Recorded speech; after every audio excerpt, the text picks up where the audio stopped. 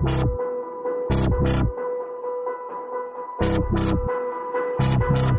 say we all.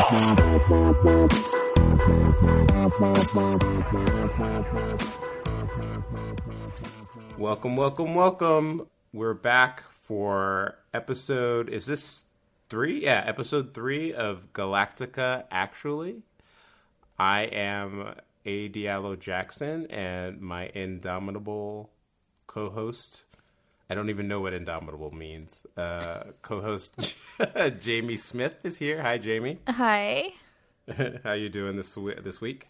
I'm good.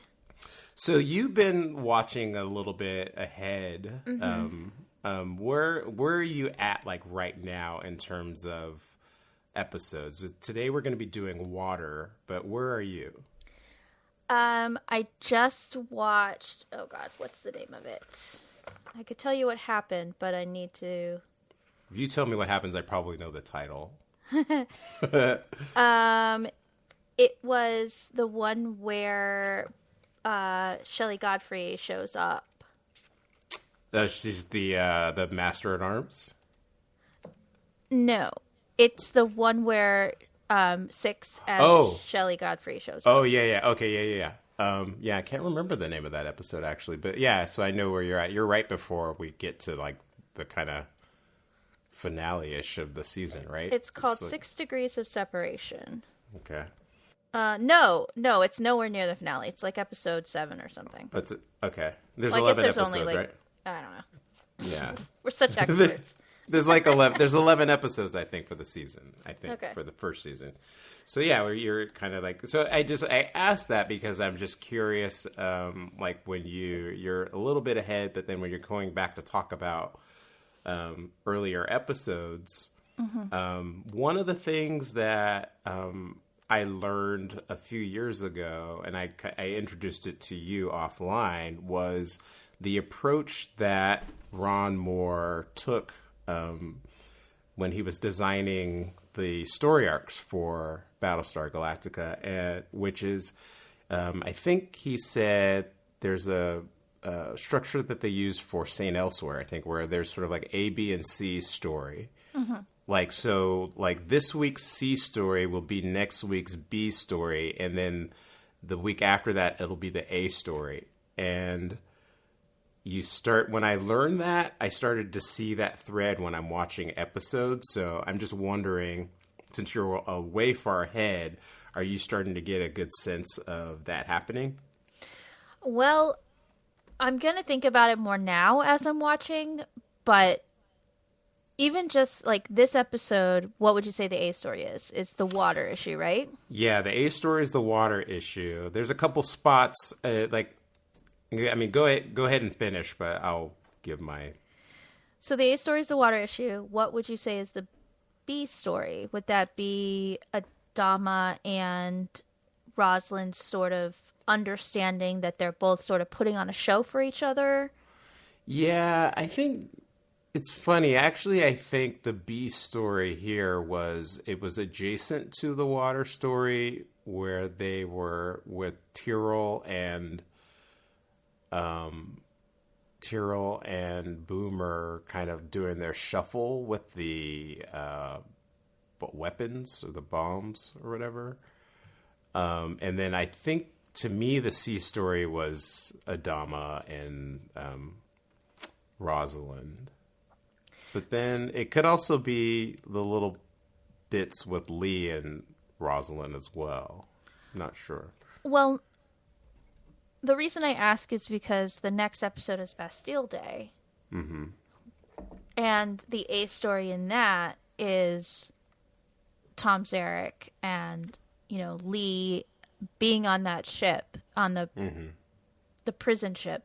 So if that's the case, that's a direct result of what happens in this episode with Rosalind asking him to be her sort of military liaison. She basically has him go in there.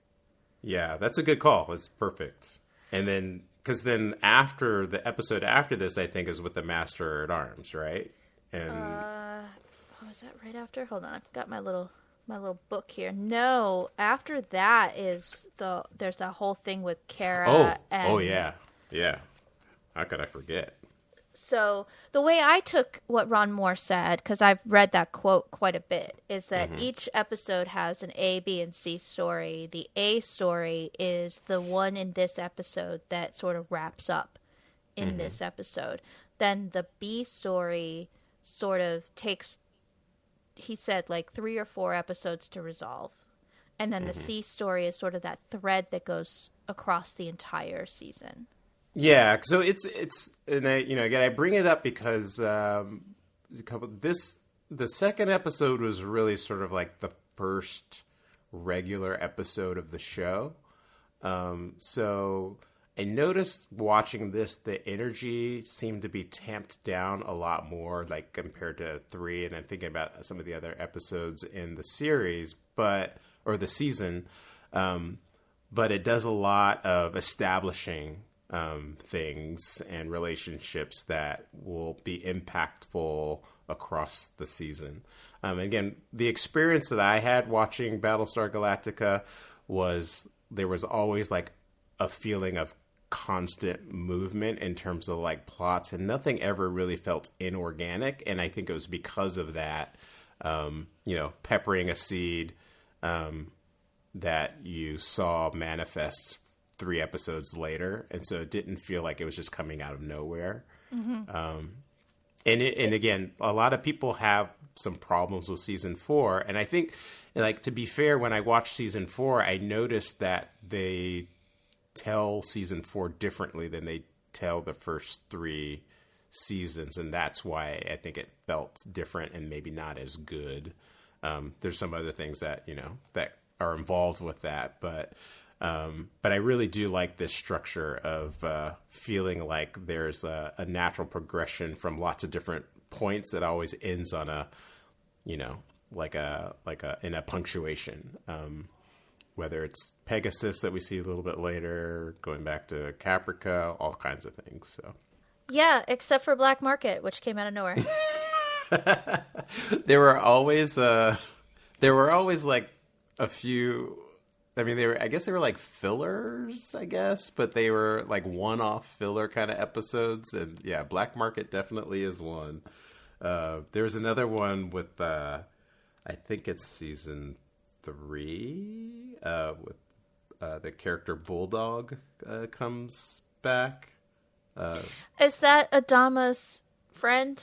Yeah, his friend from I think that was season 3. Yeah. I think that's season 2, actually. Yeah, it might be season 2. I mean, it might be after the Pegasus stuff. Yeah. But anyways, yeah. So yeah, they definitely do. They definitely do have. So there's another one. I think it's season 4. It's like I think they call that episode the Fisher King, the one. Oh, the Woman King, the one about the Woman Hilo. King, yeah, the Woman King. Yeah, Hilo. Yeah, that one also seemed to be just like out of nowhere, kind of. But we'll whatever. It's all fun and games until somebody dies. Until someone blows up a water tank.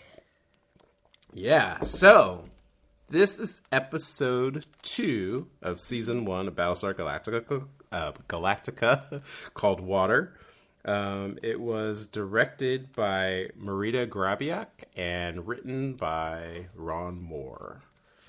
One thing, like a little thing I kind of noticed when I first was watching Battlestar, I was watching it as it aired, but I was also in my piracy days, and so I was getting anxious and I just wanted to watch the episode. So I started to, I don't know, I think the statute of limitations is up, so I can talk about this, but I was like grabbing episodes to watch them because I knew they had already aired in the UK, and one thing I noticed was that the opening for the UK was different than the opening of the US version. So this first season, sort of like the motif that we have when the opening credits are happening, had a little bit more somber militaristic sound than the one that we are kind of like used to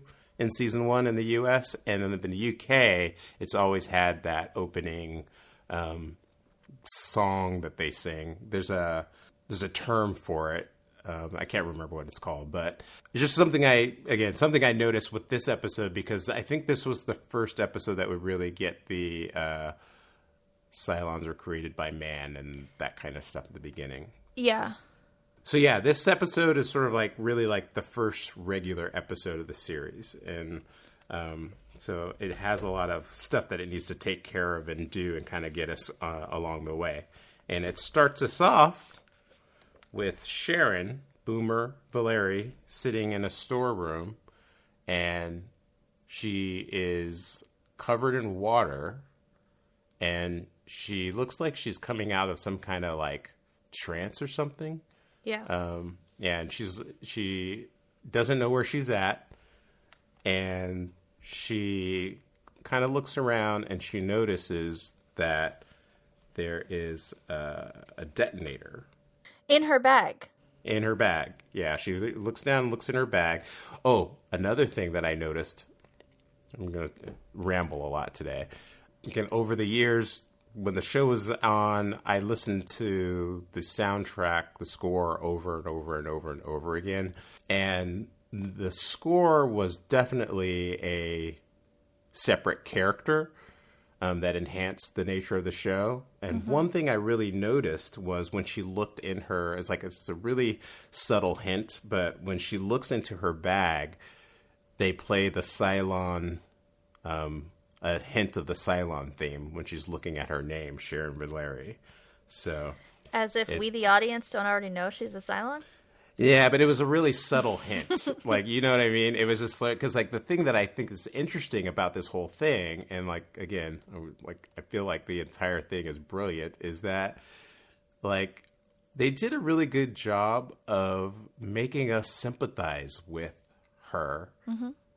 Both Sharons, which is really fascinating, because when you think about it, we should actually sympathize with Boomer more than Athena, because Athena knew what she was doing, but this Boomer character kind of rips your heart out in a lot of ways, and we're kind of living with the struggle that she lives with, and we kind of at least I can understand some of the choices that she makes, especially in this episode.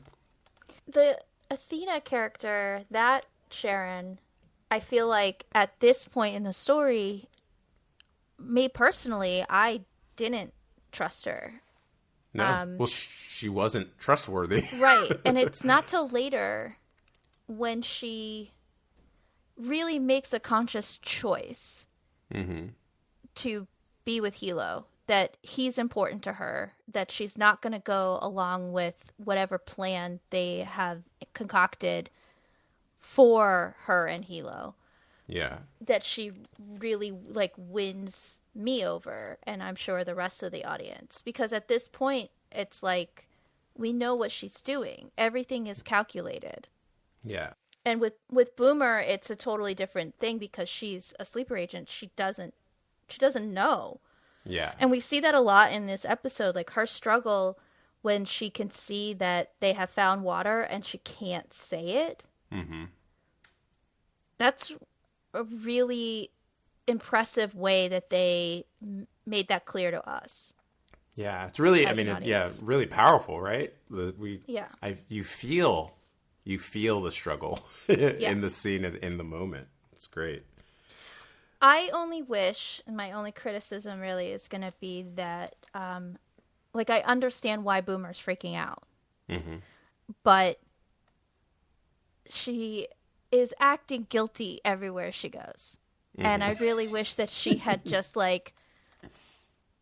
be a little subtler about this. Like, you are drawing attention to yourself. Just relax. Yeah, I mean, I feel like that was by design, though, because she definitely we don't really get a good impression. I mean, I've only really been able to glean this just after watching the show a ton of times, and they actually do say it, but she's pretty fresh and new to Galactica, and she's pretty young and wet behind the ears, so she's not like this hardened warrior, and I think that part is being conveyed through her reactions to things.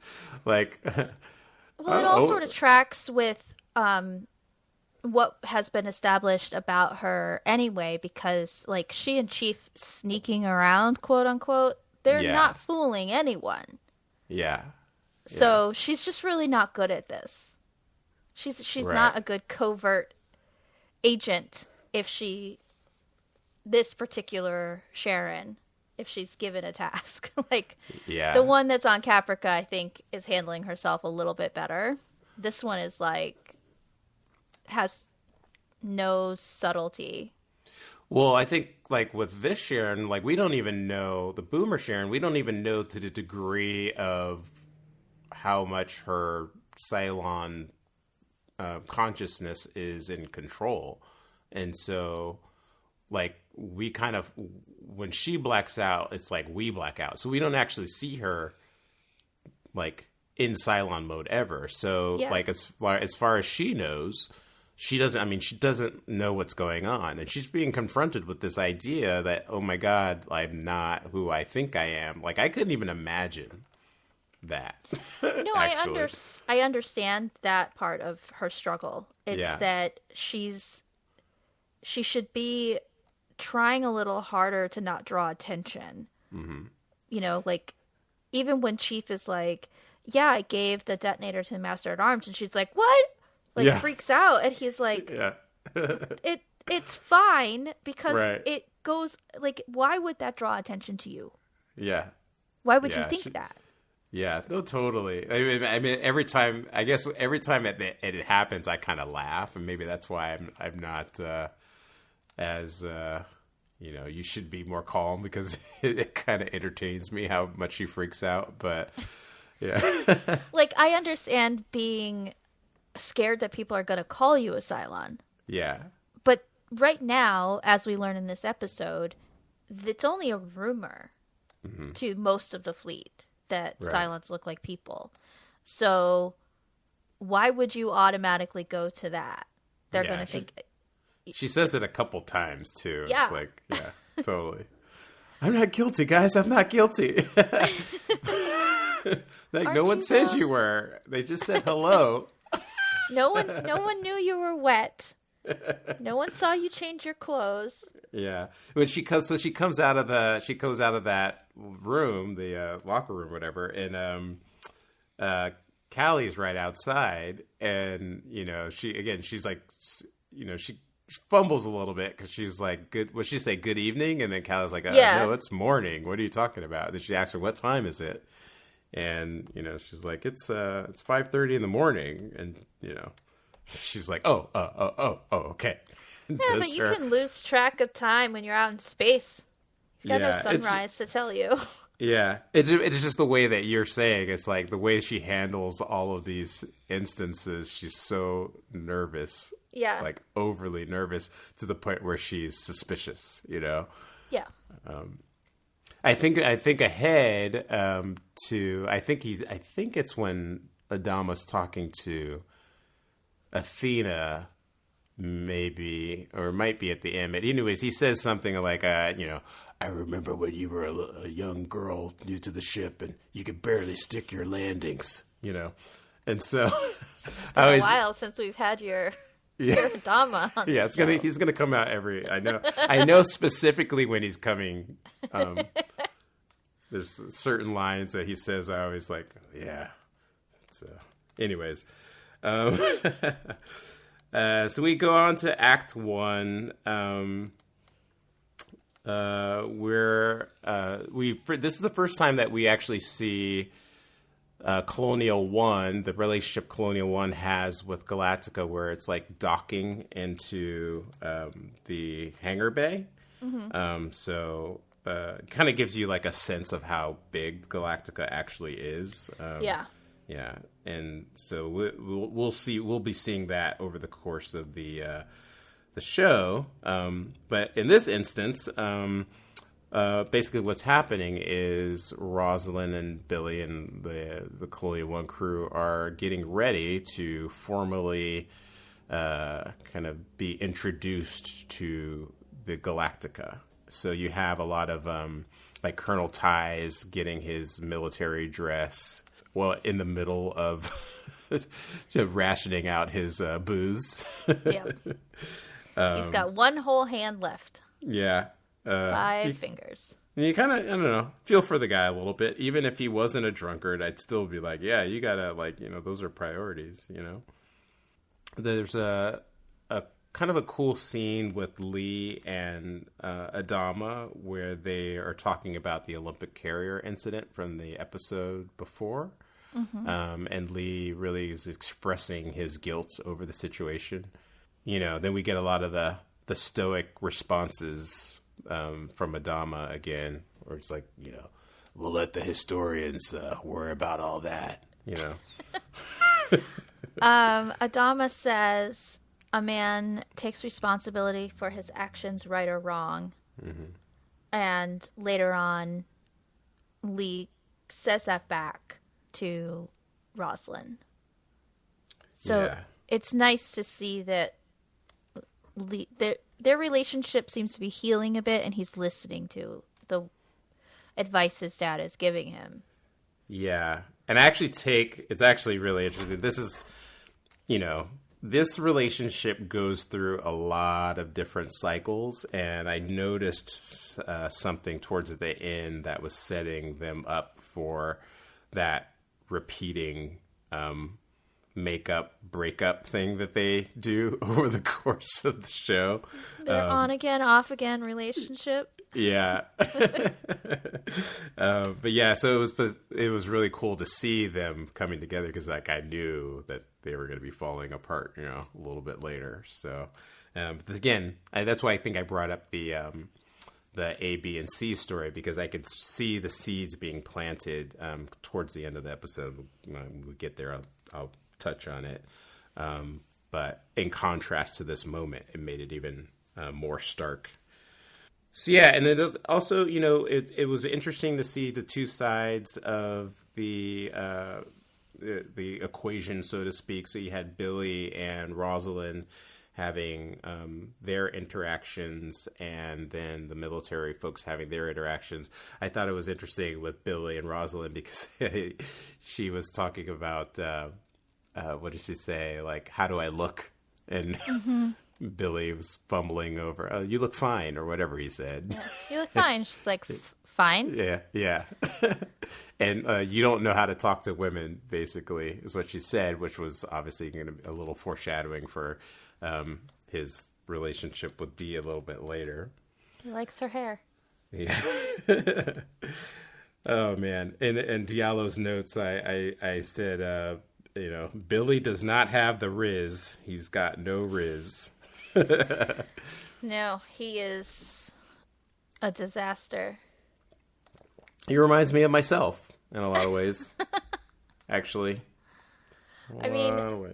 I can't say that I have had a ton of game in my day, but there were definitely times where I was able to, like, I don't know, flip a switch and just, like, I would walk away from a situation and be like, damn, that was cool.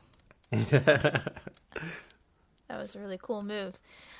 But most of the time I was just a fumbling mess, so I understand where Billy's coming from. But it's also like, I like your hair, and her look of like, my hair?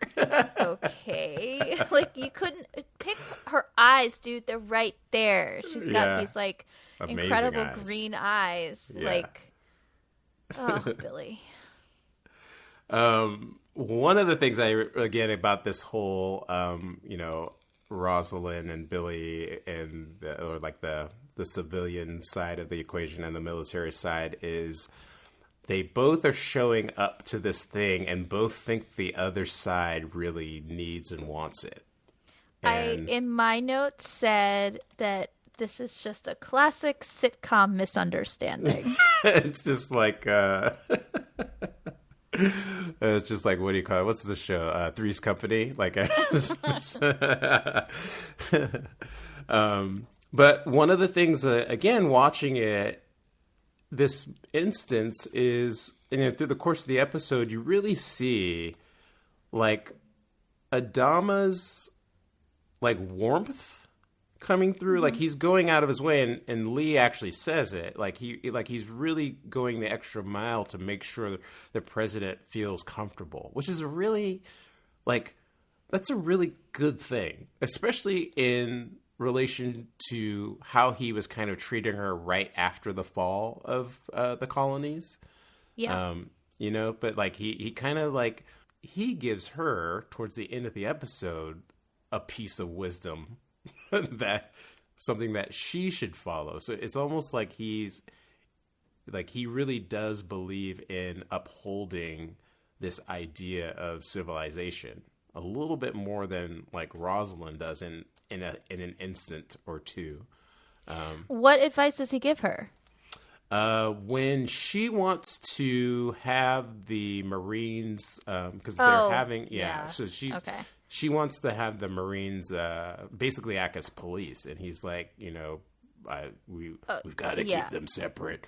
I wrote that whole thing down and bolded it in my notes because I think some people in this country we live in could learn from that speech a little bit.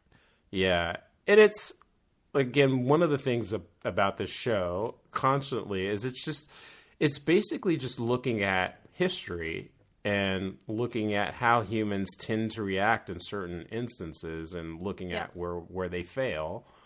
And there's a lot of patterns, and this is one of them. He's expressing this idea of keeping like the military and the police definitely should be separate. And he's the one that like steps up to uphold that. And then we see actually like much later, we actually see what happens, not just with this, but when Pegasus comes, we get some stories about some of that, how Pegasus handled the situation. And so we definitely see that this little fleet that we have, in order to be healthy, needs to maintain a strong vein of civilian leadership. And in this instant, it's just kind of funny or ironic that Adama is the one that's actually like doing the heavy lifting, so to speak, when all of it comes. Is I think it's his idea to invite the president over, and he's the one that gives the advice and that kind of stuff. So things do change a little bit later, but not change, and then they come back around. Yeah, not by his hand, which is I think it just examines this whole thing, so it's pretty cool. So we jump back to Chief and Boomer, and this is when they're sort of like going over the whole idea of, she tells him that she found the missing detonators, and Tyrrell is... So, like, in this instant, I actually feel like Chief is more guilty than Baltar was when it comes to the fall of, like, humanity. Because Chief, like, he should have known. And I get that, like he's in love, right?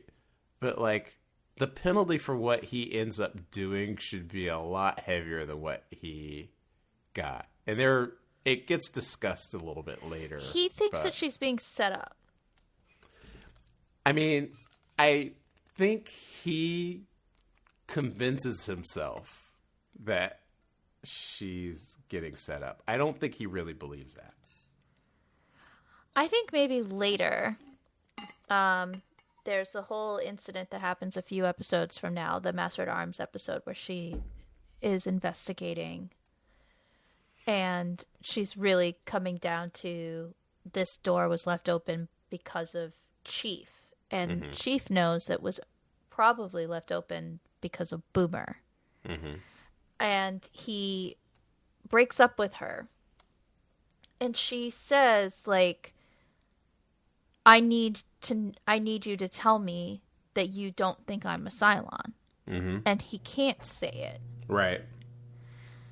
I think that in that moment, he's thinking back to this incident. But I think in this incident, he really has no reason to think that she would do anything like this. Yeah. Because he doesn't know that Cylons look like people. That's just a rumor going around. And he is in love with her and he knows her, so he thinks. And so it instead of, accusing her or thinking that he's like, you were drugged or like someone is setting you up. Mm-hmm. And I get that. I get him. But then he turns around and lies for her too. That's the part. That's the part where I'm going, like, when he he outright lies for her. But what is he supposed to say? Boomer woke up soaking wet with a detonator in her bag, 5 detonators in the water tanks, and 1 on her ship. Like, he's never going to do that. Yeah, he's never going to do that. And he can't ever imagine the inaction he takes. He couldn't imagine, like, what manifests later, right? So, and I get that. I'm just saying he's more responsible. I mean, Baltar let a woman into the defense mainframe. Yeah. But he, like, the idea that there were Cylons, none of that was on the table then. But something could be. That's like an American during the Cold War allowing a Russian into a defense mainframe. I always read that like sort of like a business competitor, not like a foreign agent. But I think where I'm going basically is that even so, there wasn't.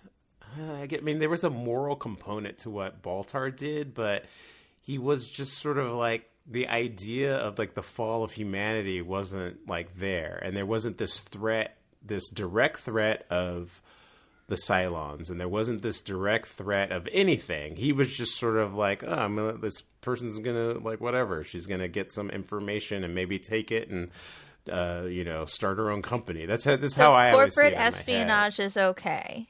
I'm not saying it's okay. What I'm saying is when you're talking about like money in business, it's sort of like different than like actual lives at stake. And that's the line I take when I look at the difference between the two. And so with what's on the table for Chief at the moment, with the fall of everything, and there's this rumor of Cylons and like the detonators are missing, he couldn't imagine what could happen, but there's like sort of like there was more responsibility for him to actually do the right thing in this instant than like Baltar would have ever been asked to have or do. I think both of them are victims of honeypots, and one of them is knowingly a honeypot and the other one is not. Yeah. It is interesting that the Cylons knew exactly how to manipulate these men are stupid and weak. So I was laughing about that part. I was like, boy, they really knew what to do. Yeah. Women are going to be like, what are you doing? Oh my goodness. We're jumping back and forth. We're in the CIC. Rosalind is sort of like getting a briefing of all sorts of little things that happen on the ship. And at the moment that they're talking, one of the ships is docking with the Galactica. And we're come to understand that this is happening because the Galactica has a very, very good water reclamation system. So apparently they can not much is wasted, and they actually wouldn't need to really like replenish their water supplies for years. But the civilian ships don't. Most of them aren't even intended for long journeys. They were just made to like hop here, jump here and there. So they actually have to couple up with the Galactica to replenish their water. While this is happening, we get some explosions, and all of a sudden we see tons of water venting out into space. Mm-hmm. Oh no, very scary. How did that happen? I don't know. It's basically all along one side. Ty says that there's ruptures in tanks 3, 5, 7, and 9. So all of these odd-numbered tanks have exploded. So, and then Tyrrell and Callie are in that section a little bit later, and, he already, obviously knows that there were explosives missing. Doesn't take a genius to put 2 and 2 together here, but he sees fragments. He kind of I think he infers that it's from the bombs, but they don't know that he actually really reports exactly what that is, and he talks about it a little bit later. Well, at this point, I think he knows, but what he's saying out loud that, his crew can hear is, we don't know what caused this. Yeah. And this is the thing that kind of builds, because obviously they're going to want to get closer and closer to the truth.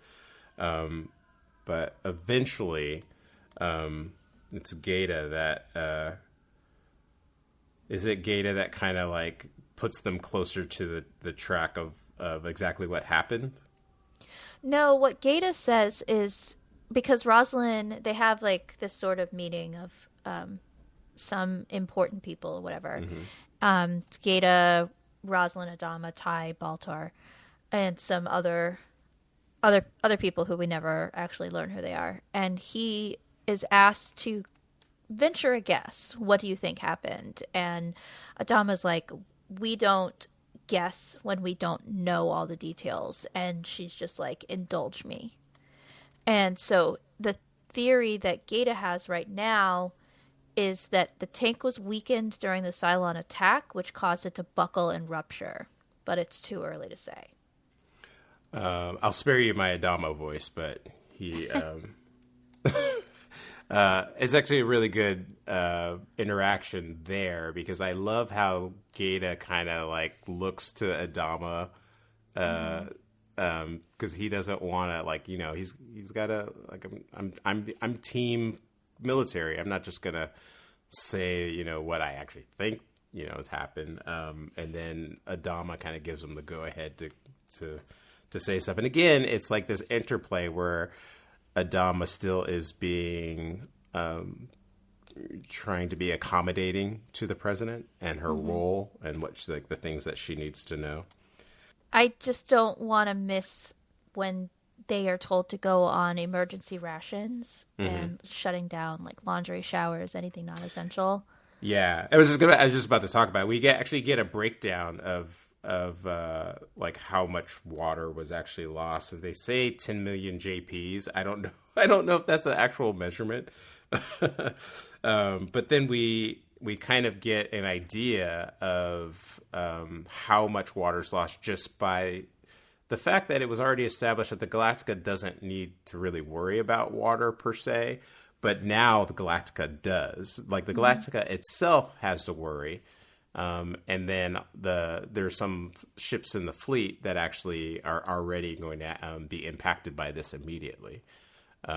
So Adama tells them, tells their crew to not stop taking showers and that kind of stuff and start having to ration water. So some of it's for just the ship itself, but also so that they can make sure that they're maintaining helping the other ships that still need the water. And those ships are going to have to ration water almost immediately.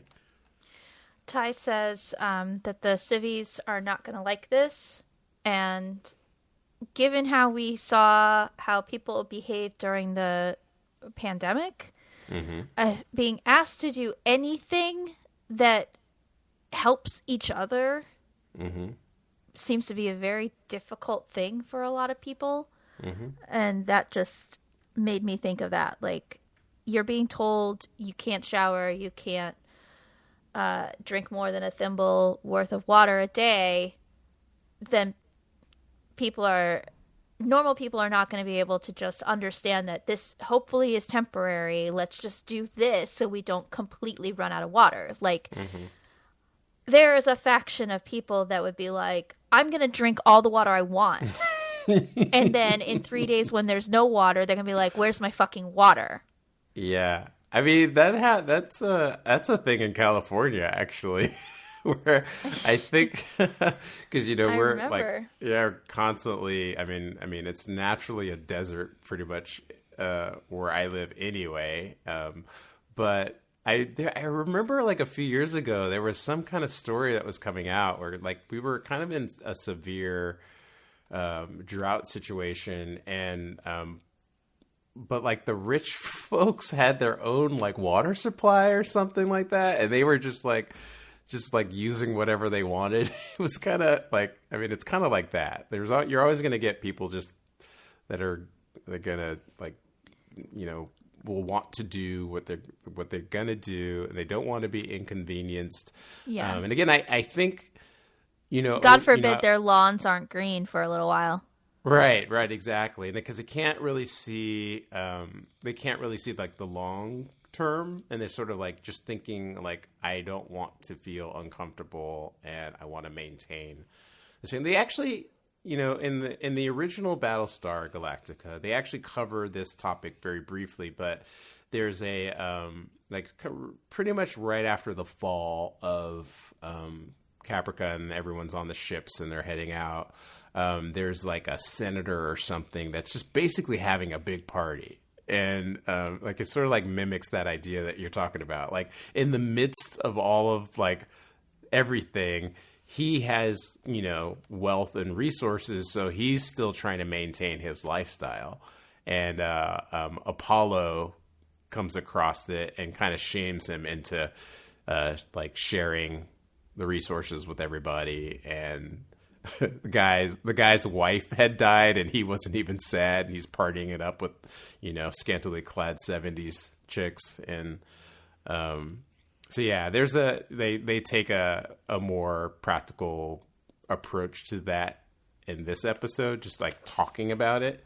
But again, I was thinking, in the last few years when I was thinking about a rewatch of the show, it was something I had been thinking about, just what you were saying. Like, this show seems to apply to so many different things that happen in real life. And one of the things I had been thinking about was how people act when in the face of like these insurmountable things, right? So we all kind of had to go inside for months on end, and I was thinking about how that was kind of like the Galactica, right? Like people were living their lives, and all of a sudden they were like stuck on these ships, and I was kind of wondering about like the effect of that on the civilians. And the show doesn't really jump into it a lot, but they do touch on it, especially down the road a little bit more.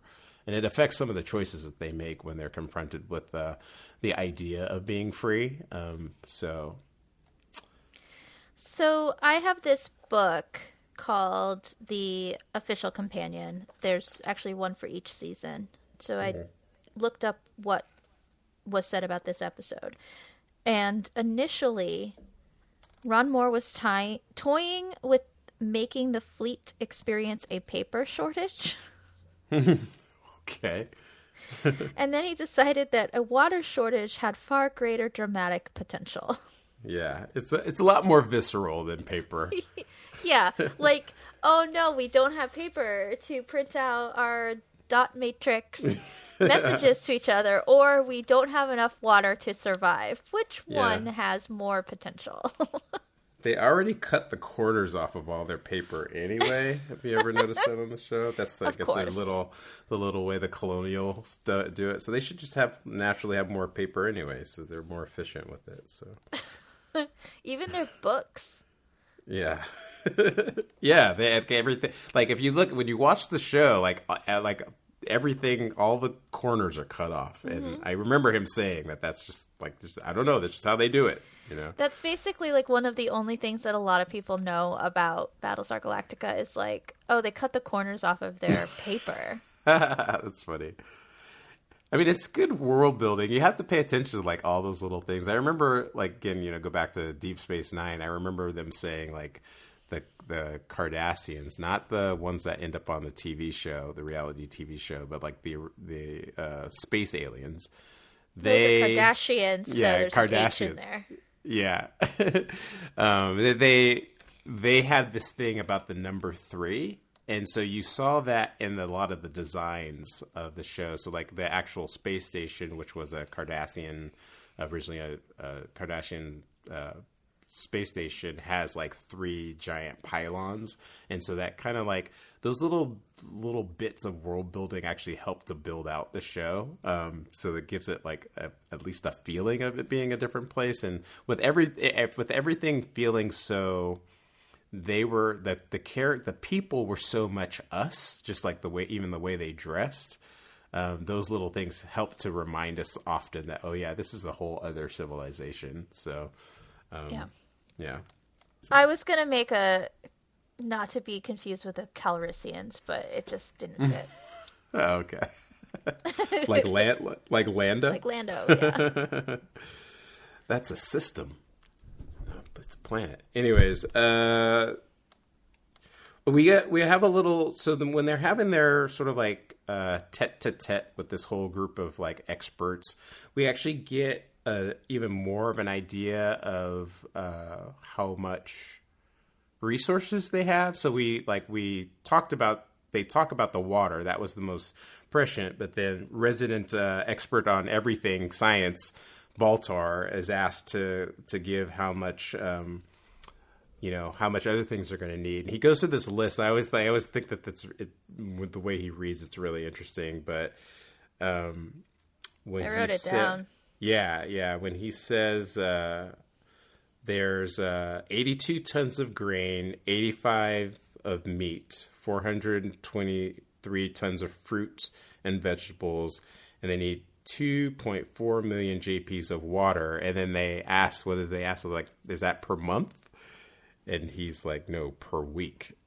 So you actually, again, it covers the reality that this group of ships is actually facing. So it's, again, this is not this is not like Star Trek where they just kind of like fly through the stars and not worried about like anything. It's like these people always are going to have to like find ways to actually survive, not just survive the Cylons, but survive starvation. And in this episode, thirst. I don't remember offhand if they ever really go back to where they're getting their food supply from. So they talk about, there's the algae planet that comes, I think at some point in season 2. And so my understanding after that episode was that they have some sort of, like Soylent Green right of food like those, resources. Those jelly cubes that they had to eat on Snowpiercer. Yeah, exactly. Or like, because we do see there's like there's some ships, maybe they have like gardens and that kind of stuff. I mean, they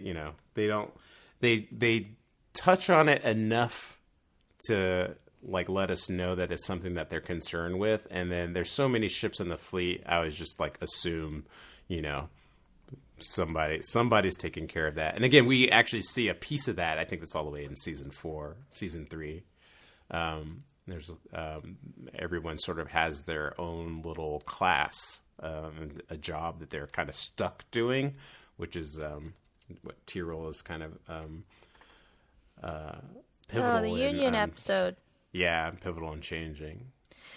Did you either watch or read The Expanse? Yes, I did. So in the books, they don't go into this too much in the show, but in the books they do describe the food supply. While there's, a lot of fresh food is grown on Ganymede, a lot of what they eat is basically mushroom based because the mushrooms they can grow in a sunless place. So it's all this sort of mushroom based foods, which I thought was really clever and thoughtful. That, these people exist in the asteroid belt for generations. So where would their food come from? So I like that. And again, with our, with our pandemic situation, we actually were confronted with that. You know, I mean, it was like toilet paper. I guess Ron Moore was onto something initially, but we did see, like, we're kind of going through that with eggs right now, I guess, where like I heard something really terrible about the egg thing. What is it? It's not like I haven't looked into this, so maybe I'm wrong. Maybe what I was told was wrong. But I heard that there's sort of an influx of a bird flu. I did hear something about that as well. So they've had to, sadly, kill a bunch of chickens, which is why there aren't as many eggs. Yeah, so this isn't really a supply chain issue, which is what we have been dealing with for the last 3 years with a lot of things, that it's hard to get the stuff from places, or it's hard to produce it because of, you know, labor or whatever.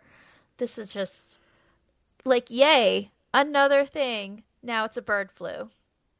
Can I tell you the amount of suffering I had to endure because I ordered a super cool mini arcade Tron toy? And it took a year for me to get it. It was excruciating. I don't know how these people could survive. When Loki was on and the Loki Funko Pops were released, I pre-ordered the full set because I wanted to make sure that I got Alligator Loki. So I pre-ordered the full set. I just got them like 2 weeks ago. Oh, wow, really? It's like 2 years. I pre-ordered those, right? in 2021.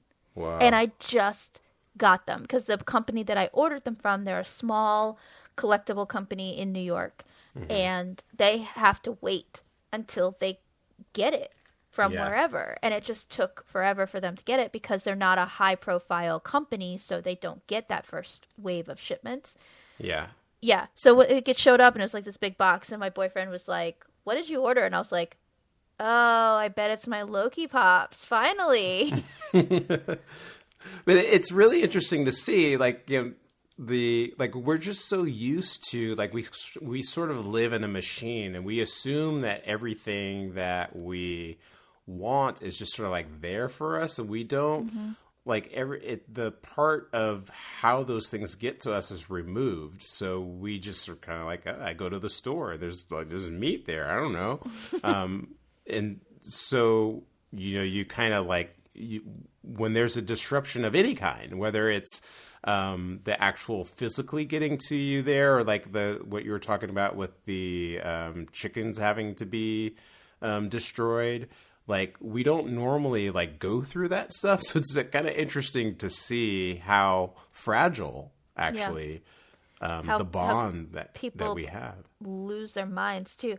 Do you remember during the pandemic, there was something about meat? And I'm a vegetarian, so I only, like, partially paid attention to it because I was like, this does not affect me.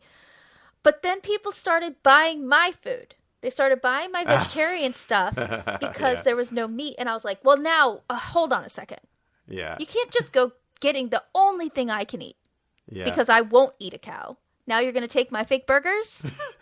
That first, I guess, week when everything, like, shut down and people were shopping, I get a lot of, like, lentils and that kind of stuff. And I remember, like, there were, like, none. Because everyone, like, they were getting, like, dry goods that would last. And I was so annoyed. I was just like, oh, you people. But anyway, previously on Battlestar Galactica.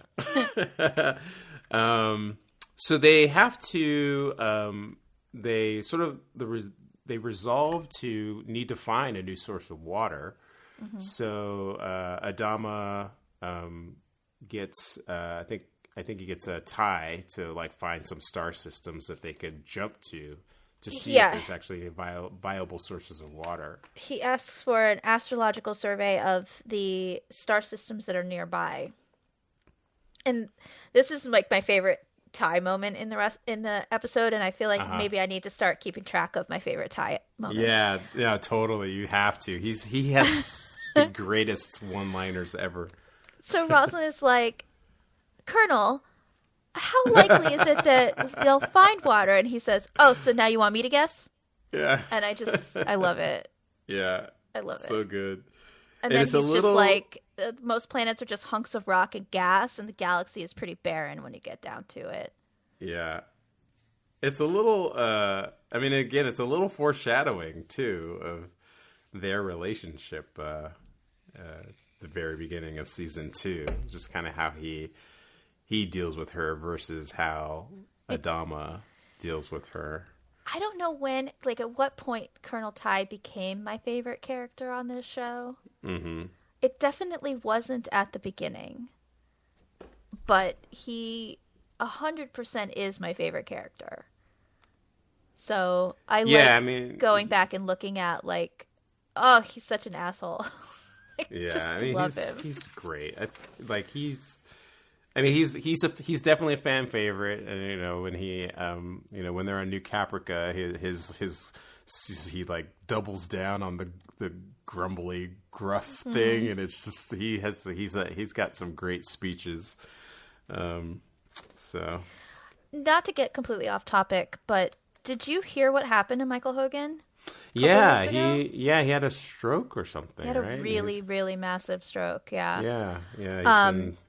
I donated to the GoFundMe, like, without question, like, immediately. I was just like, I just remember reading about it and just bursting into tears because I truly love him so much. Not just because he's Colonel Ty, but because I've, seen him in person and I've heard such wonderful stories about him, and just, I love him. And so I get updates still. His wife will update the GoFundMe and sort of give... let everybody know, like, how he's doing. And he's doing better. I don't think we'll ever see him acting again. But the last update I saw, he was just about able to eat solid food again. Oh, wow. And he was getting some mobility back on, I think it was his right side. And the really tragic thing is their daughter had something happen to her right at the same time where she ended up in a coma. And it sounds like she had to be in a care facility too. And at the time, because this was during the pandemic, they weren't in the same facilities because of the nature of their issues. But eventually they were able to move him to the same place where his daughter is so that they could be together. But it sounds like, I forget what happened with her, but it was pretty bad.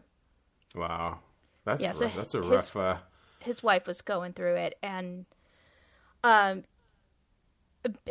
like, because of that, I was like, here, please, take my money. I'm not working, and they're paying me to stay home, so let me share.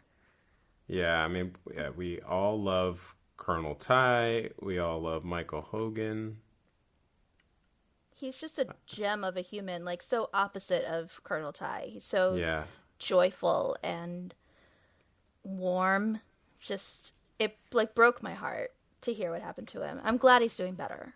Yeah, that's great. Yeah, and I think I talked about it a little bit in the first episode we did off the miniseries, but initially I was a little disappointed that the Colonel Ty was like not black like the original was, but this Colonel Ty was just amazing. So kind of rolled with it, and definitely was not disappointed with the outcome of the character. So one thing that's actually interesting, when they were after Baltar gives his whole breakdown of how much food or whatever it's going to take, he actually Adama clears everybody from the room except Baltar, Rosalind, and Lee, I think, and Ty. And Ty, yeah. But the reason he does that is because that's right before that Chief gives his findings to them about the 5 detonators and that there may be a 6th. Yeah. They don't know where it is, and that lacks security and record keeping or something. because of those things, they may not know who had access to the locker, and that's when Adama decides to fill in some people on some things. Yeah. Closes the door, and then he verifies there's at least one Cylon in the fleet. So this is the first time I think that Rosalind knows for certain. Yeah. And I kind of felt it was interesting that Billy wasn't included in that. And it makes total sense why he isn't. But I'm like, basically Billy functionally was the vice president, Is he, though? I'm just saying, aid. yeah, I'm saying functionally, Yeah.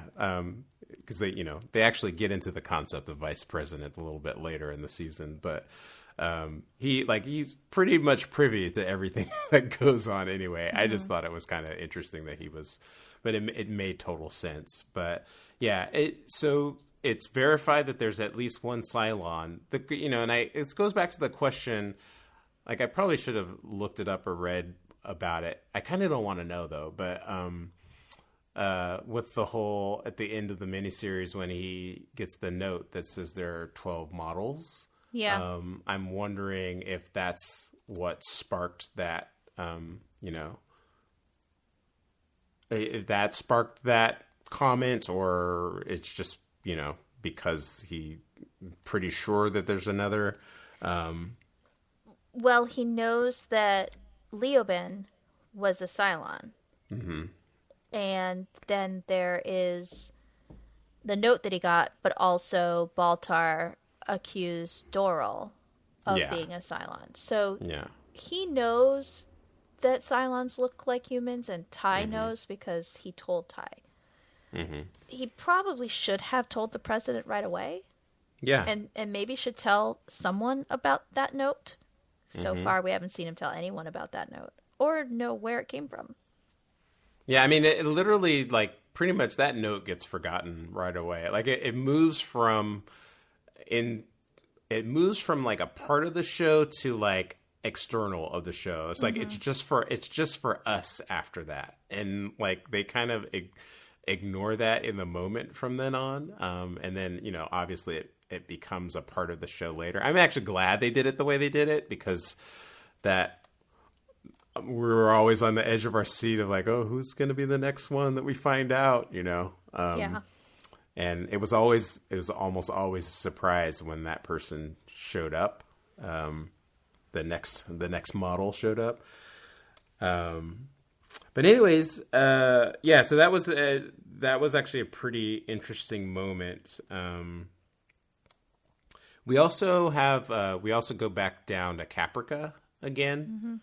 And the stuff happening on Caprica isn't there's not very much going on, except that we see Sharon and Hilo at least from his side, I kind of started laughing at myself again. I was like, these Cylons know what they're doing. Because Hilo's getting duped as well, right? Yeah. But it's really, you start to see, I think, or infer, at least, if I'm being honest, when I first watched it, I didn't really think it was going there till a few episodes later. There was a scene in the barn or something right before that when I knew that this is kind of where they were going with that relationship. But right now it's just the two of them out in the wild surviving and on the run from the Cylons. It's kind of interesting that, they go back to her raptor. That's their destination. They get there and they see that there are Centurions sort of crawling all over it. And she's like, I don't know how they found it. I was careful about how I came in. There were no Cylons around. I didn't leave any beacons. I didn't reach out to anybody. And he's like, I know. It's fine. So, this version of Sharon is also, protesting a little much. Yeah. So I guess that's a character trait. Yeah, I guess so. She's a little smoother though. This Athena's way smoother than Boomer is. It's again a testament to like her and also Trisha Helfer, just like the way that they're able to play like different versions of themselves at times is actually pretty fascinating. And it's not Tatiana. What's that? How do you say her last name? Maslany. It's not to her. Yeah, it's not her level. No one is at her level. But you definitely see like this, like especially Trisha, because I think she plays like the widest variety of 6 models. But eventually, over time. But you really get to see this distinctness and relate to the different models that she portrays differently. But even this subtle one with Sharon and Boomer, you kind of see like they're definitely like 2 distinct characters in my head anyway. It's pretty cool. Yeah. But yeah, Hilo starts to get a little soft, on her. He's kind of like, he's always had a crush. And again, I've been there, Hilo. I mean, just based on looks alone, Chief has nothing on Hilo. Yeah, if she knew that these were her choices, but the heart wants what the heart wants. Yeah, the heart wants what it wants. I in my notes, this is the portion where Diallo talks about the notes he wrote. I wrote, "I too fall for women who want to destroy me." Jeez.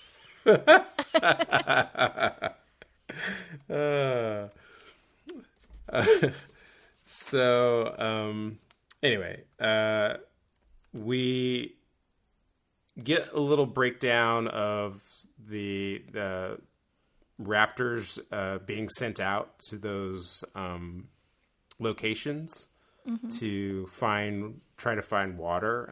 And so far, they have come up zilch nada almost every time. Yep. We also have like a little, again, talking about this a little bit more earlier, but like we have this moment with Adama and Rosalind in Adama's quarters, and she's talking about how she only brought one suit and, having that kind of conversation. And then they have this exchange over books, which is really cool. And this like a murder on Pycon. I think it comes up a little bit later in some episodes, but he lends her a book. Well, he doesn't lend her a book. And this is actually something I've taken for myself in my life, because I guess I modeled my life after Battlestar Galactica. But he says, never loan a book like it's a gift. And I always like kind of think that. So like if anybody, I give somebody a book, I mean, I'm loaning it to them, but if I never give it back, I'm handing it off with the expectation of like, if I give it back, it's just because they're giving it back to me, but I'm sending it out into the world. But there's this level of like care that he has with her. He's like, he actually really is like, I'm not even going to use the word trying to be kind to her. It's just, he's sort of this pragmatic, stoic person that's just like, okay, this is what's happening now, so this is just what I'm going to be. But there's the background of his character is that he's a kind man. Mm-hmm. Yeah. Well, I think he's sort of accepting her in her role and seeing her as a person and not as an adversary of some sort. Like she's not questioning his motives or the choices that he makes with every move he makes. Like I think he was afraid she would do. Like here's this inexperienced person who was handed this position that she didn't earn, and why do I need to listen to her? I have authority on this ship or whatever. And now she's like, in last week's episode, like, no, I'm not questioning why you're doing what you're doing. I'm just asking.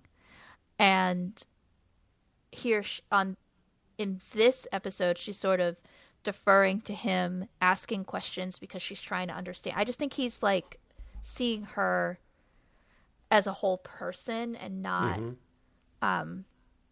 someone who's just going to go up against him on everything.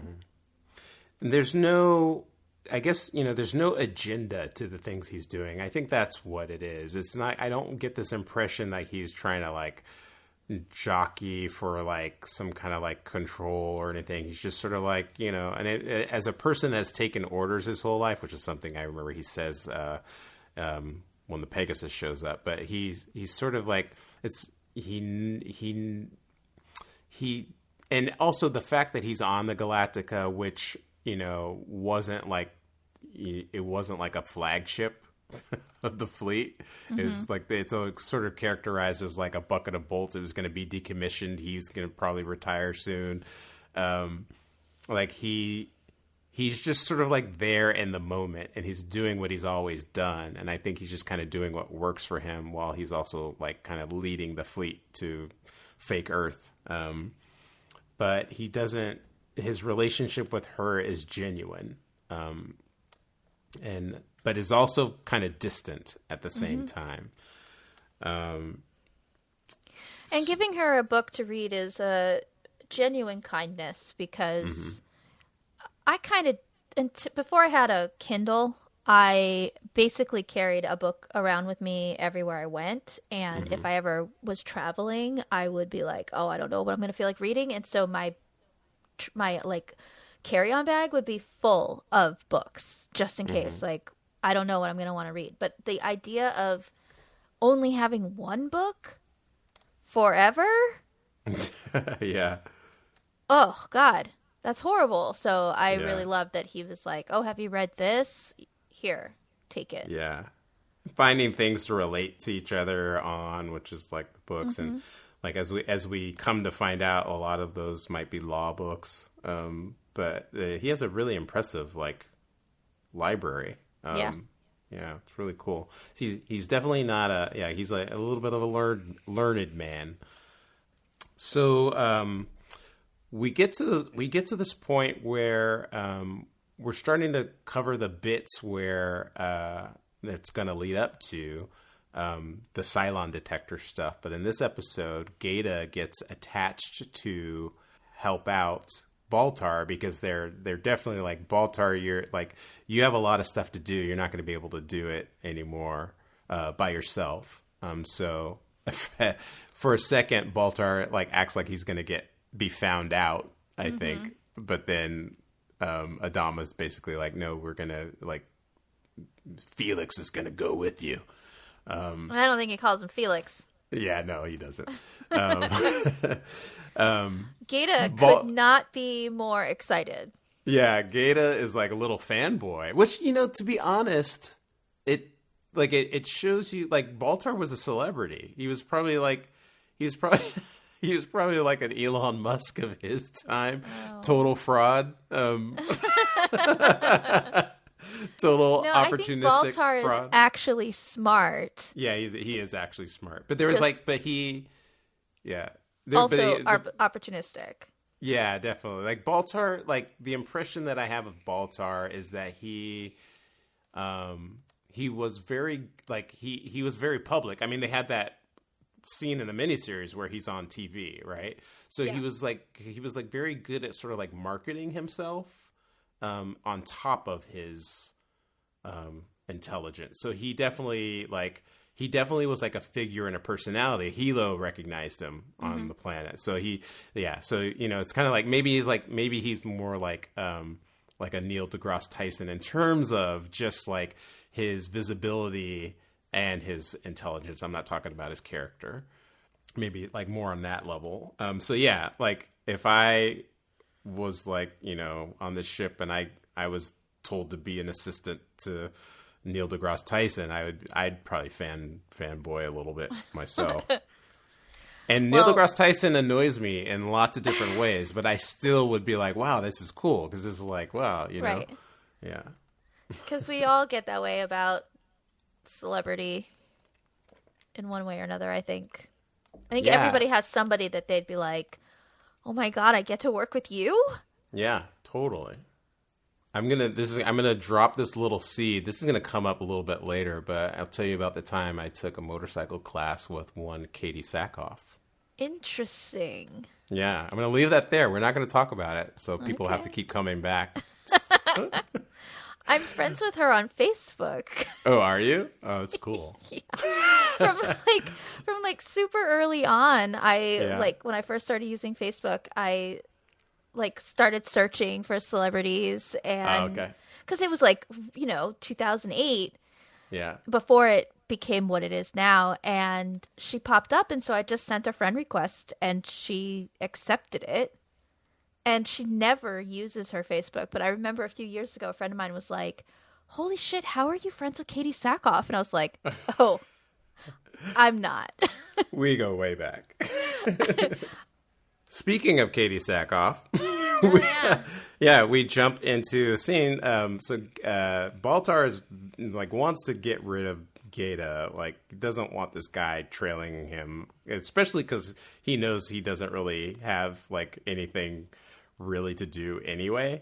Mm-hmm. So he goes past the the rec room or whatever it's called, and he sees a card game happening. So he kind of meanders in there and kind of gets Gaeta off his tail. I feel so bad for Gaeta, actually. He's so awkward. He's so he is, and he doesn't know that the last thing that Baltar wants is an assistant. Yeah. He'll want Gaeta on his side very shortly. Yeah, definitely. But today is not that day. Yeah, and and Gaeta has his back a lot, over the years. Regrettably later. Regrettably, yeah, very regrettably. Oh, Gaeta, what happened to you? Anyways, they're playing the card game, and there's this really strange flirtation that's starting to happen between Baltar and Starbuck. Yeah, this was back when they were still sort of planning on these two ending up together. And literally my notes are just Baltar and Starbuck flirt over cards. Yeah. I had nothing else to say about it. It's just, for me, it's not even their interaction, but it's it covers a lot of the idea of what people value and the scarcity of things. So for me, it's not even about their flirtation. He's like, "This is the finest jacket made of Caprica wool." And he doesn't have any money, and so he's like, "Does anybody else have any civilian clothes you'd like to wear?" Because he's he also didn't have any other clothes. Right. That to me, that's what I find fascinating, because it's when you talk about money, we all think money is real, and again, we're kind of all a part of the machine. But then when the reality is, when a part breaks down, people will still kind of find a way to assign value to things. So it's how do I still get this thing that I want? And so you go back to how we kind of started out doing that stuff, was bartering. Mm-hmm. And so it's you value this jacket that's now rare. He gives her, after the card game, which he wins because he's the smartest man in the world, in the universe at this point, literally. He gives her a cigarette or something. Yeah. One of the last ones in the world, in the universe. And he's talking, they frame things in that way, and it kind of does two things. Again, it shows you the scarcity of things. It shows you what they value, but it also again gives you an idea of just what they're dealing with now, the reality that this fleet of people is facing out there. They've left their home and they're just kind of wandering at this point. I wonder what Starbuck plans to use all of these qubits that she has won in these card games on, because they really have no value. Well, I actually think that, when we talk about your favorite episode, our favorite episode, actually the black market episode, they do have a monetary system still. It ends up becoming something later, but in reality, even if like in our world, if everything broke down, we still have this irrational connection to money. So I could show you $100,000. I could show you $100 bill, and it still would be like a means of trading with certain people. But in a practical sense, it shouldn't be. But you still, it's just kind of how people are, right? So I mean, I'm just kind of thinking that that's kind of where it goes. And again, eventually they do end up with sort of like this monetary system. But I think a lot of bartering probably ends up happening as well. She definitely is not going to be able to afford her apartment on Caprica anymore. Well, luckily it's still there waiting for her. So. Yeah, and a Humvee, I think too. I think that's there. So we end up with all the searches that they sent out have all come up with zilch. So now it's up to our favorite Crashdown and Boomer, of all people, that need to go find water. So I think Adama, kind of like really presses on her that we need to find something. So they head out. Ty actually says to him later, like, what are we going to do if they come back with nothing? And he says that we'll jump to another system and we'll start over. Yeah, we'll start over. But through this episode, we really get to see how, like, what Ty said earlier, how like it's a barren, like most of the universe is barren. So it's just like, oh, and there was that line too that Ty says about like Adama is like it's a needle in a haystack, and Ty says like it's like trying to find a grain of salt on a beach. A grain of salt on a beach. Like when he says that, you're like, oh man, like this, like I'd almost want to give up at that point. But that's just how vast and scarce water actually is. Like, we live on Earth, and most of our planet's water, we think, oh, it must be abundant, but we send stuff out and we don't see it really anywhere else, like to the degree that it's here. When we find it on another planet, it's like, whoa, that's crazy.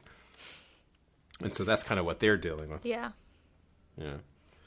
Boomer and Crashdown are cruising through some sort of like rings of a planet or something, like asteroid. You see them in the background. They're having like a little discussion. Crashdown is so awkward. Like the stuff that he's talking about. Oh, how he wants to name this little moon or whatever after this lovely lady that he met in a lovely bar or whatever. Yeah, it's like, dude, you're so off. Oh, Crashdown. He's not annoying at all in this episode, so I'm happy for that. Yeah. Well, when we get to the end, I might have a nominee for airlocking, but anyways. It's a spoiler. But yeah, so meanwhile, on her instrument panel, I actually forgot to mention, Boomer actually notices, I don't know if it's right at this moment or after, she notices that there's one of the bombs is actually on her Raptor under her seat.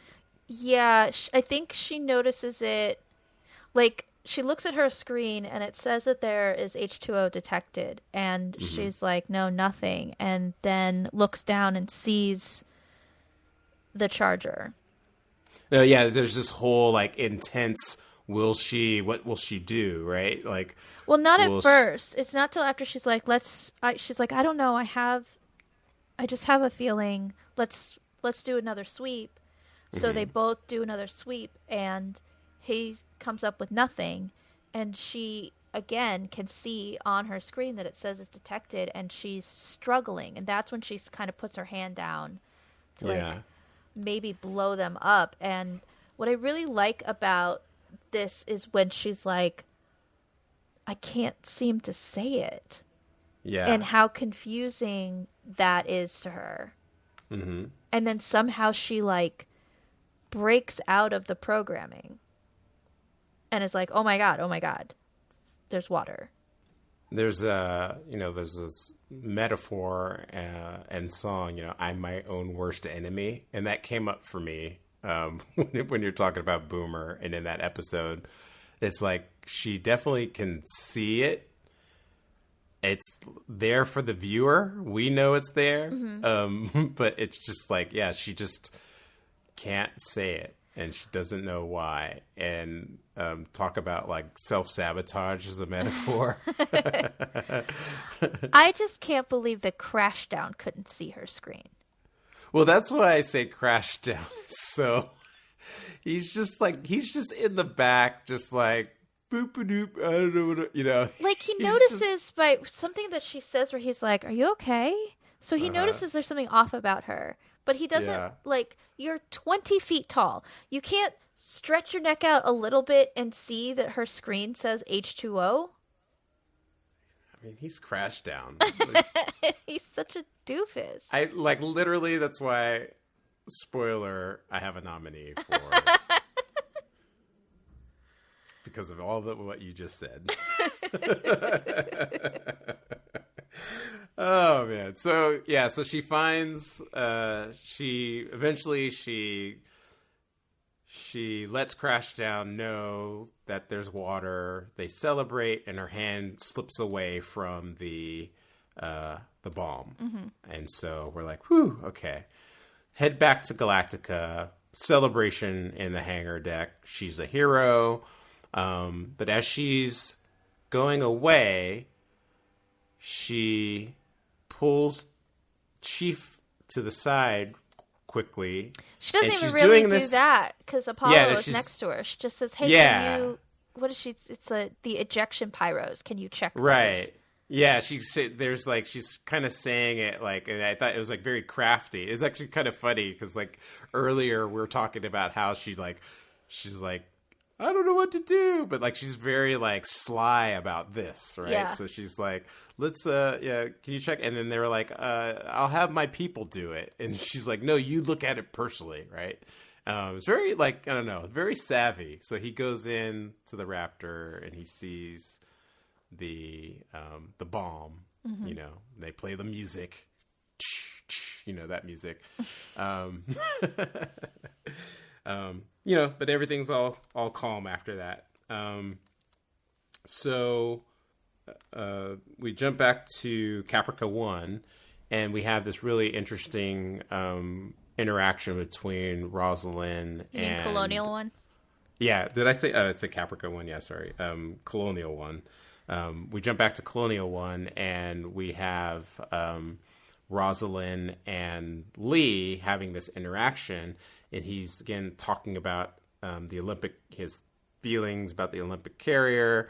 I think they talk a little bit more about like why his dad wanted to have this whole thing.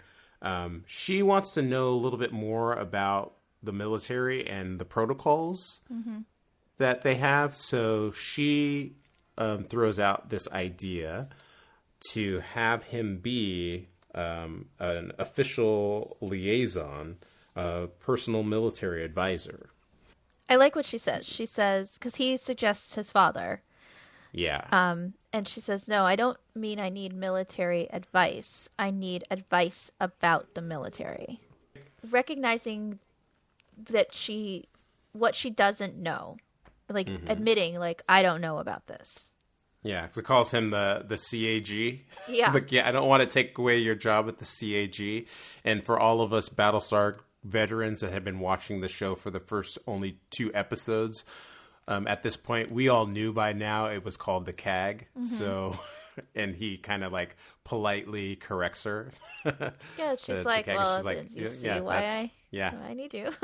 Yeah, exactly why I need you. Yeah. So he's like, who's going to tell my father? And she's like, well, that'll be your first duty. That's your first. Yeah, it's great. But that actually, so when, I was talking about their relationship, Lee and Adama's relationship at the beginning of the episode where they are sort of like healing from their past. In this moment, I find it interesting because this is where they're planting the seeds for their rupture, or their first big rupture a little bit later in the season.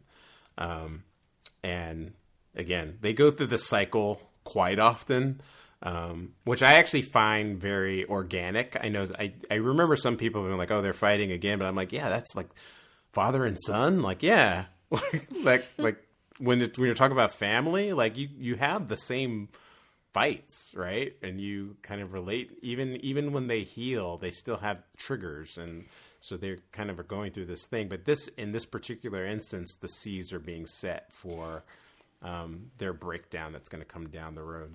It never felt contrived. Like, there are some shows where the sort of will they, won't they kind of thing with, like, sitcoms, or even, like, a show like Supernatural, I had been watching when it was airing, and I quit, and I came back to it during the pandemic. I came back to it and finished watching all, 17 seasons, and they went back and forth where one season it was Dean who was really conflicted, and then the next season it was Sam, and then it was Dean, and then it was Sam. Like, flip-flopping every single year was like one of them was going to have like I went to hell and now I'm back kind of thing. And it never bothered me, but it felt at times unnecessary. Like, there's enough going on the show. Do we need to do this? Or, Ross and Rachel thing on Friends, where it was like, they're together, now they're not. They're together, now they're not. And it always felt like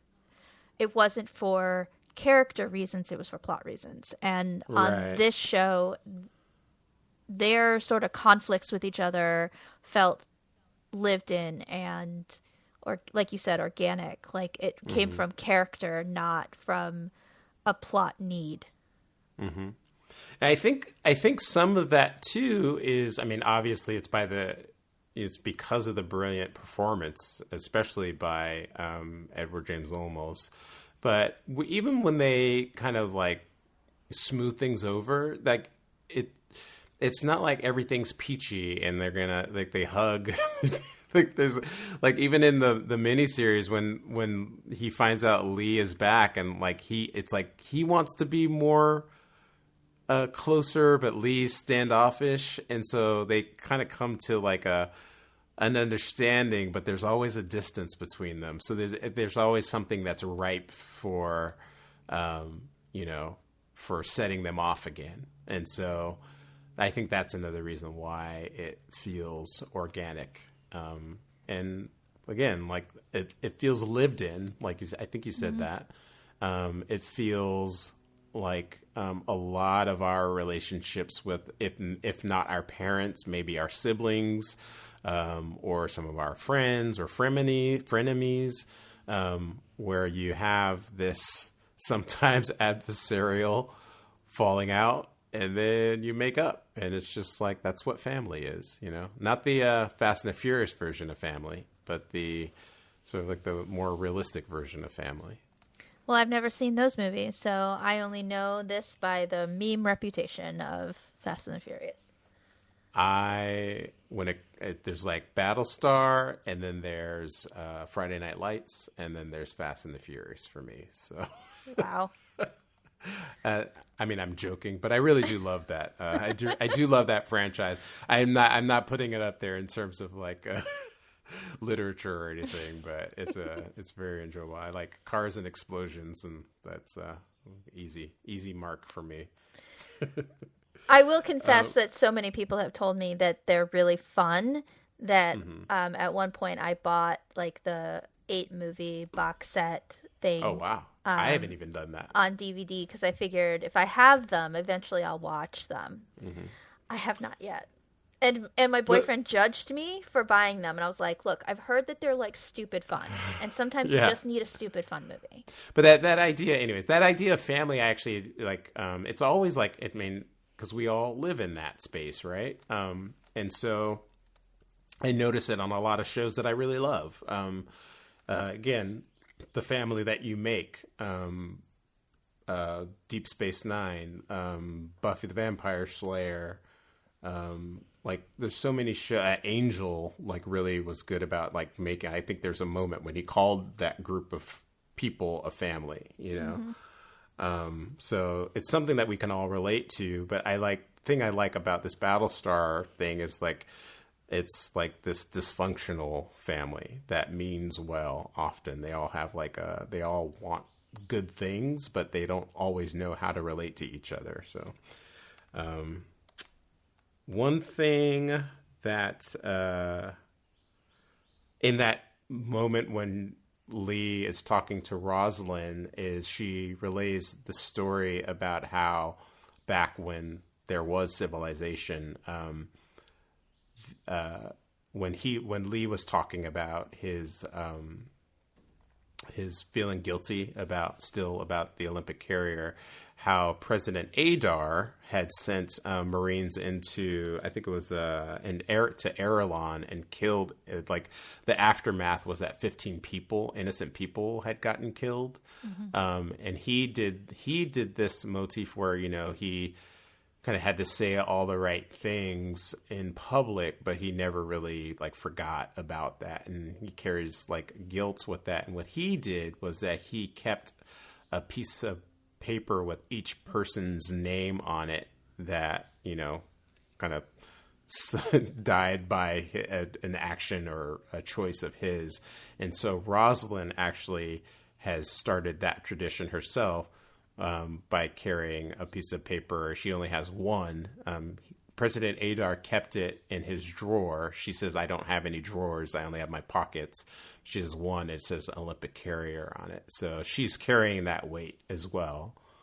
And that whole Olympic carrier thing, I think is a reason why Adama kind of, I think he might have respected her a little bit more because she was the one that made the call, the final call to actually do it. So like he knew she was kind of like, she was there for business and she definitely wasn't out of her depth. Yeah. Yeah.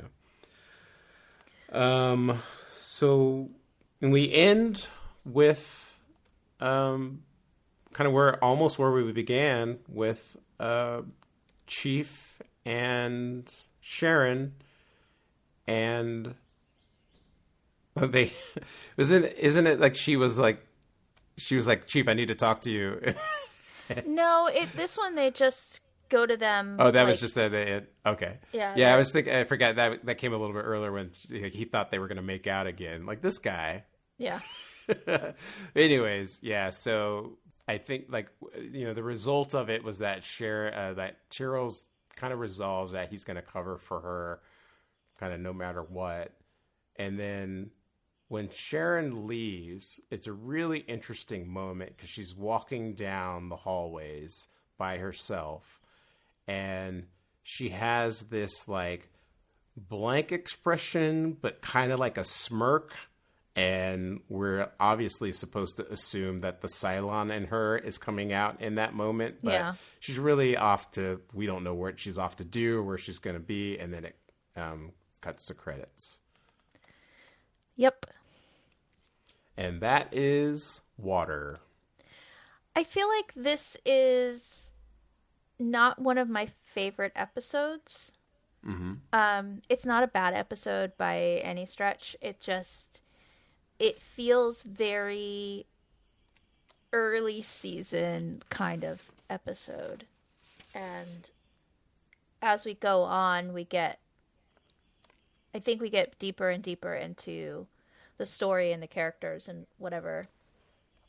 And I understand why, like, you know, they wanted to, Ron Moore said they wanted to have this be an episode where they really dove deeper on a character, and they picked Sharon because she was a Cylon, and it would be interesting to sort of see what this character does in this situation and whatever, and really learn more about her. This was their first real, like, character-centric, like, focusing on one character in the A story. And this episode always sticks with me because I know, like, all the water got vented out. It's like that image sticks with me, but I think like I would like give it like a C. Like it's just fine. It's a fine episode. Yeah, like when I did my rewatch, I had well, not to the extent that you're expressing, but I definitely was like, yeah, this one's kind of like a little flat, you know? And again, yeah, I was just like, it's titled Water. I remember this is the one when they have to go find the water. Didn't really remember a lot about the rest of the episode, like detail wise. And a lot of it, you know, again, and that's why I kind of brought up the A, B, and C thing at the beginning, because I really feel like this is the first real episode of the show, so it doesn't really benefit from that building up of all these subplots that kind of play out in the moment. So this one really just kind of feels like it has to quote unquote suffer by establishing so many different threads, and so that's why it doesn't quite pop the way it does. And you know, and then you know, the water thing is sort of like the big, you know, the big flash for everybody to kind of like look at and notice, but the rest of it just kind of goes about the business of setting everything up. I did stumble across something where I guess Ron Moore used to blog about his episodes, and he actually talked about this one. This was before he started doing his podcasting right around, I don't know the episode number, but it's I think a Tie Me Up, Tie Me Down was the one where they bring back Ellen. Ellen, yeah. But he was blogging about episodes, and I thought he was very. But the podcasts that I really loved, and I read in his blog posts as well, he was very candid about his thoughts about episodes. So he didn't have this thing where he was like trying to defend everything that he did and was trying to like show you how great it was. He actually talks about this episode in a way where he actually was like, I failed because I wrote way more for the episode than it needed. And so they had to do a lot of editing to actually cut it down. I heard they had to cut out like 10 minutes. Yeah, and so, and he was in his blog post, he was talking about just how, like, when because he did watch them, and like when they were released, he would sit down to watch them just like everybody else on that Friday night when it came on. So he was like, he knew. First of all, he said he had written it a year prior, so it was kind of like revisiting this thing, like they were. You know, it's kind of like in his distant memory at the moment, but rewatching it, he noticed all the places where they had to make large edits, and also like the sly ones in the moment where they were cutting things. And he said that he felt like he could feel kind of what you were saying, where it's not necessarily the best work. And he says it actually down the road when he revisited it, it holds up a little bit better. But anyways, I just thought that was interesting because I had the same experience as you did. I wouldn't give it a C. Definitely, I would give it a B minus. But I'm a Battlestar Galactica apologist. So I'm not a Battlestar Galactica apologist. This is just one of the episodes that it's fine. Yeah, it's not exciting. I don't know. It's just fine. Things pick up. Like the next episode is a lot more exciting and has a lot of ideas in it that I really like. And a really big, debut. With a mind-blowing debut for old school fans like myself at the time. But yeah, I mean, there's most of the episodes that I think I would ever give a C to probably come like in season 4.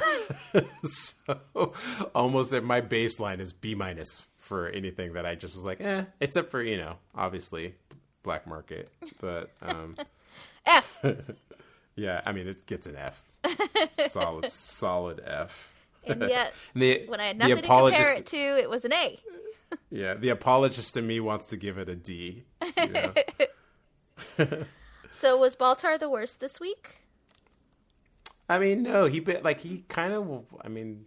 barely in this episode. I don't know that he had like much of an opportunity to be the worst. And actually, I mean, he's quite charming. You actually get to see how he was able to bed so many women. Except when he's like,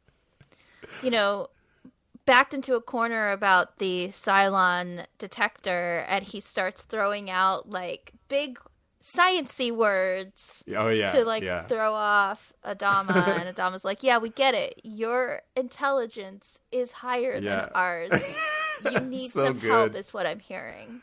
Yeah, so good. I love Adama's frankness about that. He does a little bit more of that a little bit later too in some other episodes, but yeah, I don't know that he was the worst. I mean, not for me. No. Yeah. Who was the best? Who gets full colors? Who gets full colors? This is hard. That's actually kind of a hard one for me. I think I was gushing a lot about Adama this episode, so I'm probably going to give it to him. I was just like, this rewatch, I never was very aware of how open he was being to Rosalind. So I was really impressed by that. So, because there's a part of my brain where it's like, oh no, the military and civilian, they're just going to butt heads. But I'm like, no, he actually was trying to make it as smooth of a ride as possible. So for me, Adama was the best. Okay. For me, yeah, probably Adama.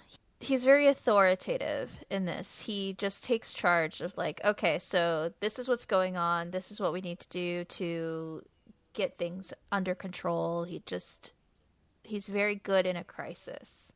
Mm-hmm. And very calm, which you would have to be in charge of a battleship. So, mm-hmm. I'm assuming that you're going to throw Crashdown out the airlock? All the way out the airlock.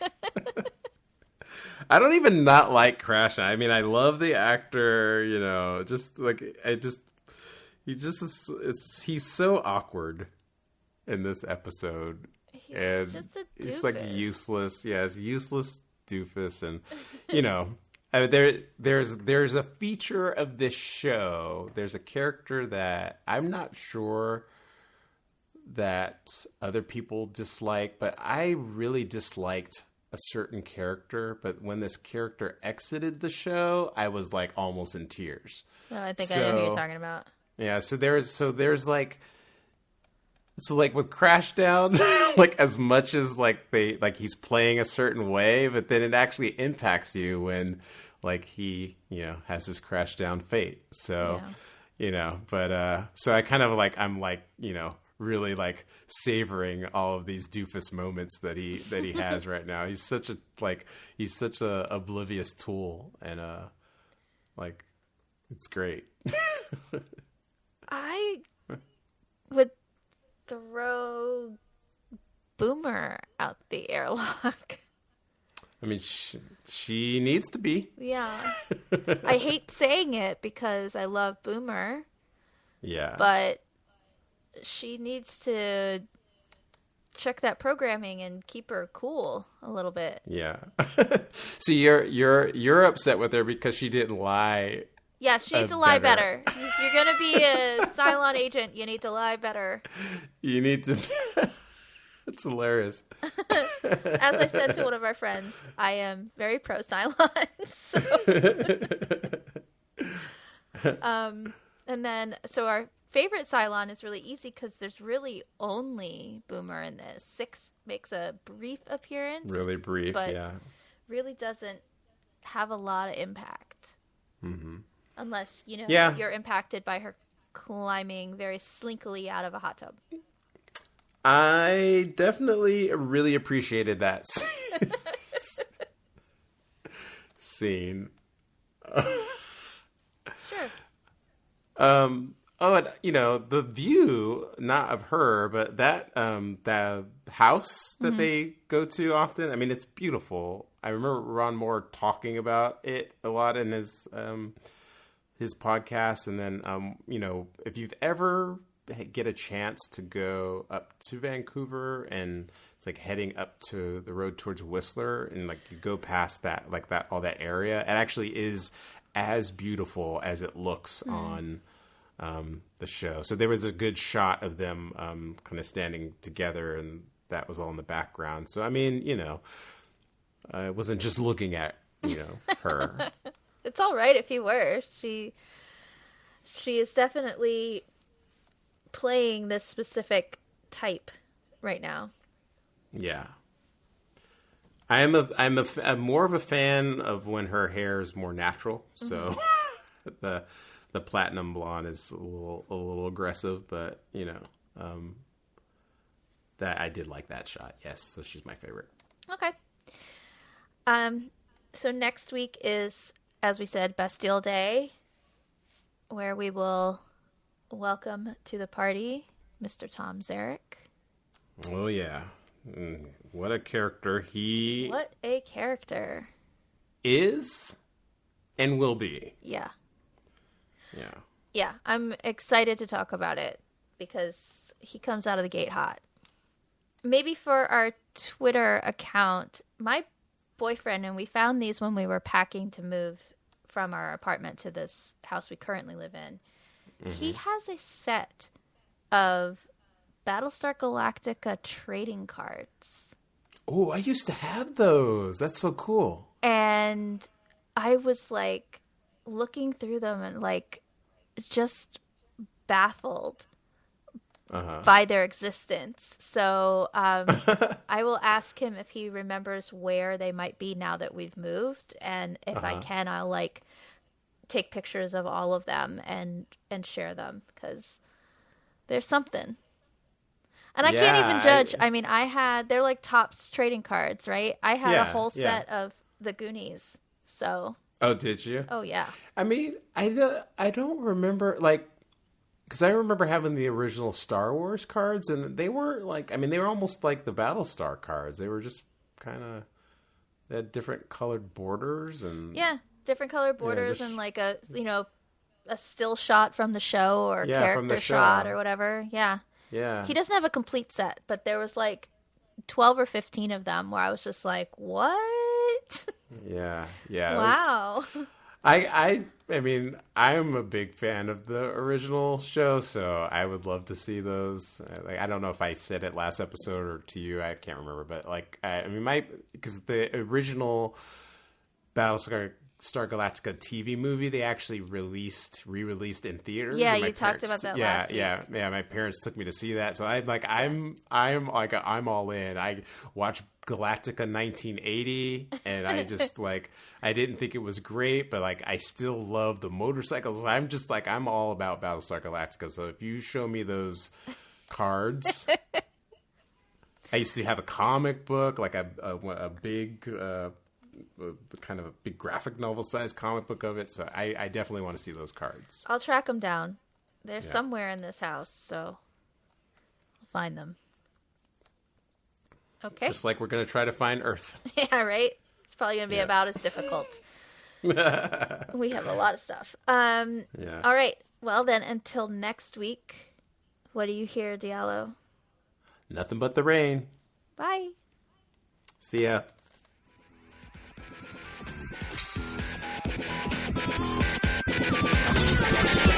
Yeah.